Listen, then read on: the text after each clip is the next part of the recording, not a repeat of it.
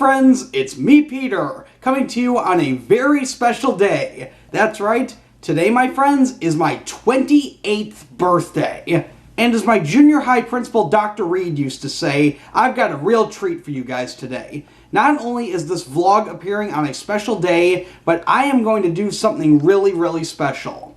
I am going to go back through every single year of my life and highlight one memory, and sometimes maybe 2 or 3 memories from that year of my life. Some of these memories are good, some of these memories are bad, some of them are sad, and others are just plain odd. But I think you will enjoy all 28 of these memories. Even though I was born in 1988, I am not going to share any memories from that particular year. Instead, I'm going to start focusing on 1989 when I turned a year old. So I will be going 1989 through 2016. Let's get started. First up, 1989. 1989 was the year that my parents and I moved out of our apartment and into the first house we lived in. The first house we lived in was in the Dunning section of Chicago. We actually lived in the city of Chicago. We'd actually only lived in Dunning for a couple of years, but I'm getting ahead of myself here. 1990. 1990 was when our family grew by one, that one person being my sister Katie, who was born in November of 1990. Initially, I was a very proud big brother. I was happy to have a little sister, happy to have a little sibling that I could play with all the time, until she went mobile and started stealing my toys, which I apparently wasn't too happy about. My mom has told me that I had actually told her at one point to take my little sister back. Didn't realize at the time that that's kind of not possible. 1991. The very first movie I remember seeing in theaters came out in 1991. And of course, it was a Disney movie. Beauty and the Beast specifically. The one scene I distinctly remember was where Gaston is going to propose to Belle and he kicks up his feet and puts them on Belle's pile of books. That's the one scene from that movie I actually remember seeing in theaters. Why that scene, I have no idea. But Beauty and the Beast was the very first movie I saw in theaters, or at least the first one I remember. 1992.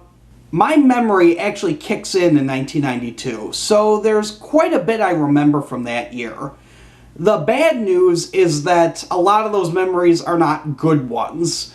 Some of them include my sister dropping a glass bowl in the kitchen, my sister knocking over a tall lamp that my parents had, my mother accidentally setting off the smoke detector in our house when she was cooking, and perhaps most traumatizing, the time our house almost got broken into when my mom and sister were home alone. Yeah, I still very vividly remember that to this very day. Yeah. And it led to 1993. Our family moving to Wilmette in February of 1993. Now, our decision to move actually precipitated the break-in, but it certainly was a factor that kind of expedited the process. 1994. The year 1994 is when I started my formal education career, that being as a kindergartner at Avoca West Elementary School. Technically, I started school a year before in preschool, but that was only part-time and I only went Monday, Wednesday, and Friday. Kindergarten I went to every single day of the week. 1995. 1995 was a year of fears, overcoming one and gaining another. I overcame my fear of dogs in 1995, which led to my family becoming pet owners for the first time when we got Toto, a little Cocker Spaniel, in April of 95. But just months later, I got another fear, which was the fear of thunderstorms, thanks to a very severe thunderstorm that struck on the very first day of first grade. Still distinctly remember the skies becoming pitch black and the wind picking up the blinds and slamming them against the wall. And, oh yeah, we had to get evacuated to the hallway after the school lost power. That was pretty scary, mind you. And it led to my fear of thunderstorms, which I had up until only about 6-7 years ago or so. 1996. Oh, 1996. The year I developed my very first crush on a girl. It was a girl who was not in my first grade class, but she was in another first grade class. We became friends because her sister and my sister had gone to preschool together and they had become friends. So I gradually got to know this girl and we had fun. I don't think she ever knew I had a crush on her, but I certainly did. In fact, I told one of my good friends in first grade that I had a crush on her, and I remember him at recess telling me, "Come on, Petey, give her a big ol' smooch." Needless to say, I never did that. 1997. One memory I think my parents wish they could forget is when my sister and I got head lice when we were on our summer vacation in 1997. We had gone to visit my aunt and uncle in Missouri, but prior to that we had stayed at a hotel for a night, and we suspect that by sleeping on the comforter we had developed head lice. So we had to get special shampoo, we had to wash ourselves in the sink, I remember. It was not fun. The good news is I haven't gotten head lice since that day, so go me, I guess. 1998.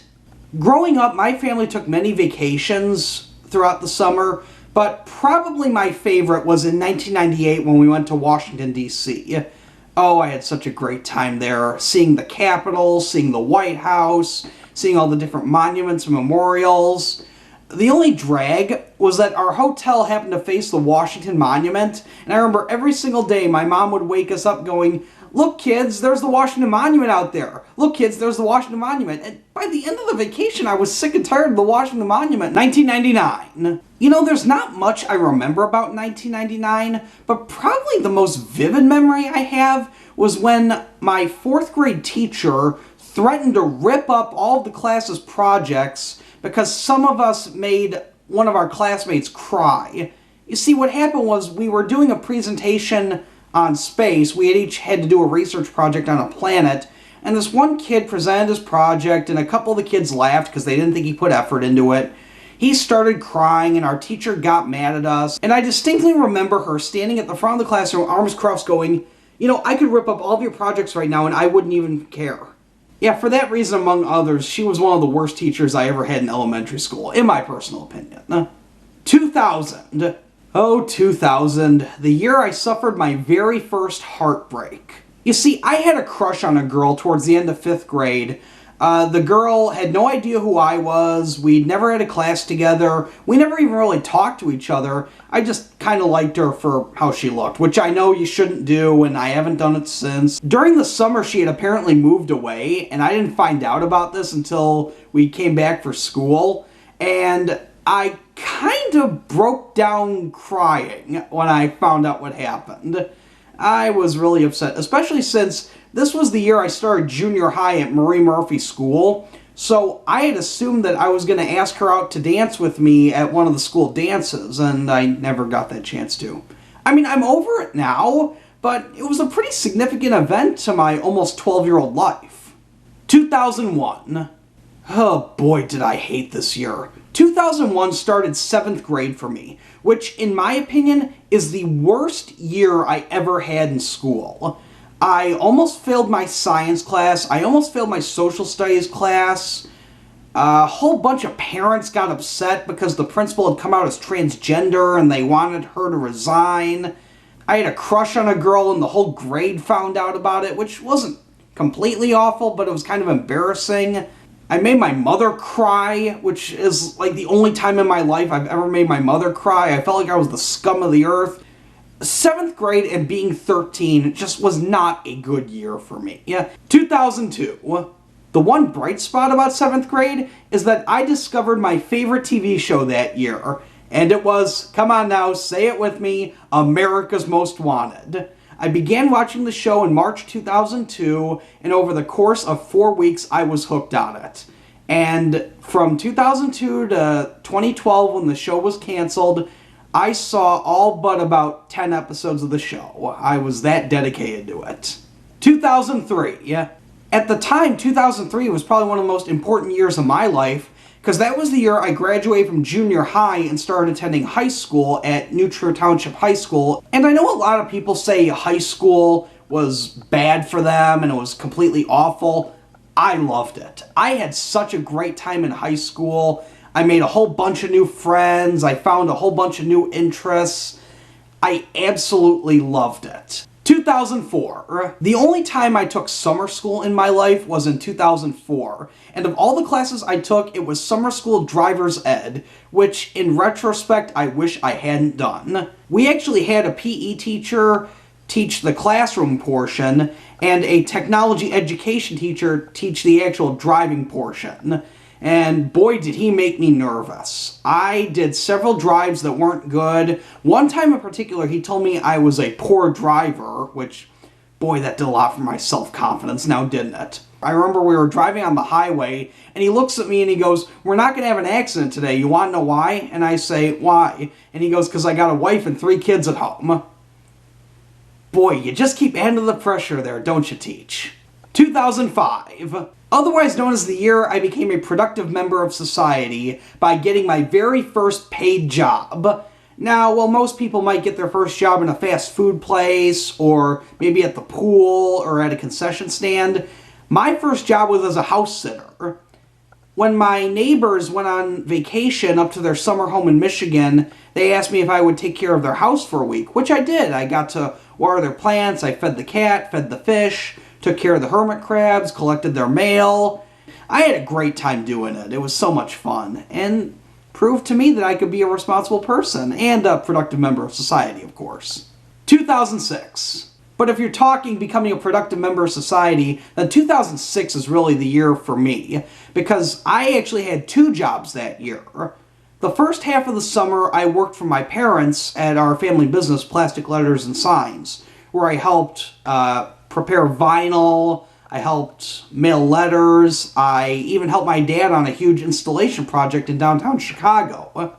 But in the latter half of the summer, I actually got hired at the Wilmette Library, where I became the technology assistant. My primary job there was supervising the patron computer area and helping guests with any issues they might have with the computers.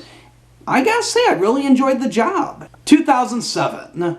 There's 3 things that stick out about 2007 for me. One is that it was the first time I ever asked a girl out, and it didn't go over well. It actually went really, really badly. I got rejected to prom, and it wasn't a pretty sight.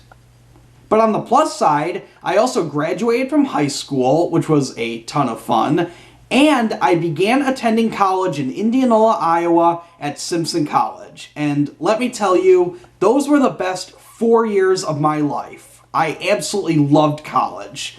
It was so great, so amazing. I came from out of state and I didn't think I was gonna do well at all, but I loved it. I loved every single minute of it. I barely had any bad moments and I never got homesick.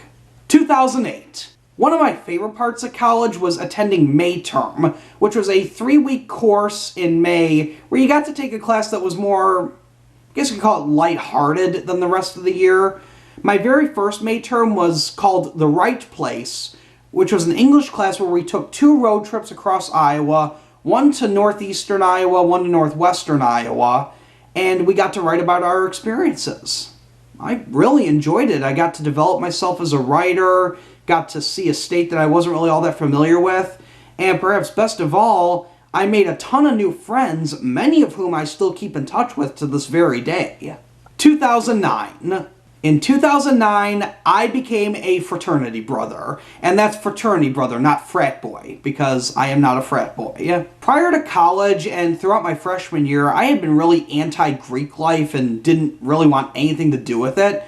But through my sophomore year, I gradually opened up to it, and I realized, you know, this really isn't how they portray it in the movies and the media. This is my home away from home. So I signed a bid with Lambda Chi Alpha, became a fully initiated brother in April 2009, and I've loved it ever since. I'm actually closer to my brothers than I am some members of my own family. I mean, that's how much they mean to me. 2010. If I had to pick a favorite May term during Simpson, I would easily have to go with the media in New York City that I went on during May 2010. Not only did I get to see a bunch of great sites, not only did I get to talk to several media professionals in New York City, but it reignited my love of journalism. Because that year, I kind of started questioning whether or not I'd made the right decision to be a journalism major. And going to New York City made me fall in love with it again. And for that reason, it's by far my favorite May term. 2011. Another major milestone year for me, because not only did I graduate from Simpson College with a degree in multimedia journalism, but I also began working at The Messenger, a job I have to this very day. I've just loved almost every second of it. I've covered 10 trials, I've been to countless accidents, I've seen so many things in this job that people wouldn't believe half the things I've seen if I told them. And you know, I just absolutely love it. It's my passion, it's what I love doing, and you know, it really is the perfect job for me. Yeah. 2012. About a year after I started working at The Messenger, I decided to join the Fort Dodge Young Professionals. It's a group made up of professionals in the Fort Dodge and Webster County area who basically do philanthropic events, they do social events, they do a whole wide variety of events, and I've enjoyed it so much. I've renewed my membership every single year, and, you know, times have just gotten better as the years have gone by. I feel like I'm doing more and more as a member of Young Professionals, and I absolutely love it. 2013. If it hadn't been for 2013, I would not be vlogging for you guys right now. That's right, 2013 was the very first year I decided to vlog. My first vlog was when I took my parents to the Iowa State Fair and recorded my experiences there. It was on my old point-and-shoot camera that shot in standard definition. It didn't have widescreen. The two black bars were on the sides of the screen. 2014. If someone were to ask me what my absolute favorite assignment with The Messenger was, probably near the top of the list, in fact, it might even be number one, was when I went on the honor flight in May 2014. I got to accompany about 100 World War II and Korean War veterans as they went to Washington, D.C. for a day. They got to see all the monuments, all the sites. They even got to see the flag lowering and the changing of the guard at Arlington National Cemetery. It was such a powerful experience, and just seeing the veterans, just the smiles on their faces as they went through this once-in-a-lifetime experience it was truly remarkable to see. 2015. 2015 was literally the year that changed my life. I had a little health scare in around September, not long after I turned 27, actually. So I went to the doctor. Everything checked out, except they discovered I had something wrong inside of me, and my doctor told me, you'd better start dieting. And, well, I panicked. The day he told me that, I started. I literally went cold turkey on my diet, and it's been one of the best experiences of my life. As of last week, I have lost 32 pounds, I think. I've lost 32 pounds. My knees don't hurt anymore. My back doesn't hurt anymore. I'm living healthier, and I just feel happier than I've been in such a long time. And finally, 2016. You know, my friends, there's not a lot of moments in my life that make me want to cry, but something that happened earlier this year definitely did. And it wasn't tears of sadness I was going to be crying, it was tears of joy. That's because this past July, after 5 years, I had finally paid off my car. I mean, just the overwhelming feeling of getting that letter in the mail telling me that I had finally paid off my 2011 Corolla and that I no longer owed any money and that my title was coming in the mail. I had to stop and just look at it for a second because I didn't believe it. I mean, there were moments that I truly thought that day would never come. I accomplished that milestone 90% on my own. Other than one bill, I had paid for my car all out of my own pocket. That was all my own money that went to pay for that. And there you have it, my friends. The past 28 years of my life and 28 memories to go with them.